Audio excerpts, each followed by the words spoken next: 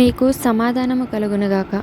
ఈరోజు కీర్తన గ్రంథము 6వ అధ్యాయము ధ్యానిద్దాము. యెహోవా, నీ కోపము చేత నన్ను గద్దింపకుము, నీ ఉగ్రతతో నన్ను శిక్షింపకుము. యెహోవా, నేను కృషించియున్నాను, నన్ను కరుణించుము.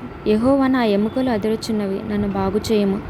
నా ప్రాణము బహుగా అదురుచున్నది. యెహోవా, నీవు ఎంతవరకు కరుణింపకయుందువు? యెహోవా, తిరిగి రమ్ము, నన్ను విడిపింపుము. నీ కృపను బట్టి నన్ను రక్షించుము. మరణకరమైన వారికి నిన్ను గూర్చిన జ్ఞాపకము లేదు. పాతాళంలో ఎవరు నీకు కృతజ్ఞతాస్తుతులు చెల్లించుదురు? నేను మూలుగుచు అలసియున్నాను.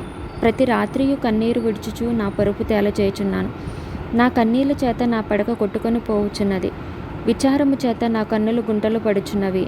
నాకు బాధ కలిగించు వారి చేత అవి చివికి ఉన్నవి. యెహోవా నా రోదన ధ్వని వినియున్నాడు. పాపం చేయువారులారా, మీరందరూ నా యొద్ద నుండి తొలగిపోవుడి. యెహోవా నా విన్నపము ఆలకించియున్నాడు. యెహోవా నా ప్రార్థనను అంగీకరించును. నా శత్రువులందరూ సిగ్గుపడి బహుగా అదురుచున్నారు. వారు ఆకస్మికముగా సిగ్గుపడి వెనుకకు మల్లుదురు.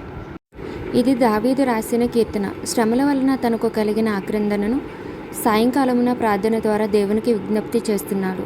దావీదు ఇలా ప్రార్థిస్తున్నాడు: నన్ను గద్దింపకుము, నన్ను శిక్షింపకుము అనే ప్రార్థనను 1వ వచనంలో చూడవచ్చు.